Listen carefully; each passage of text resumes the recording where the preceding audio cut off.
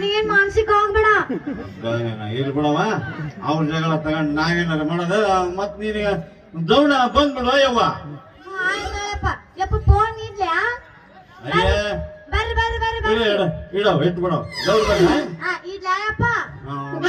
ಬರ್ರಿ ಕಾರವಾರದಾಗಿಂದ ತಂದ ಕಾಂಚಿಕಾಯಿ ಉಪ್ಪಿನಕಾಯಿ, ಮಂಗಳೂರದಾಗಿಂದ ತಂದ ಮಾವಿನಕಾಯಿ ಉಪ್ಪಿನಕಾಯಿ, ಲಿಂಗಸೂರದಾಗಿಂದ ತಂದ ಲಿಂಬಿಕಾಯಿ ಉಪ್ಪಿನಕಾಯಿ.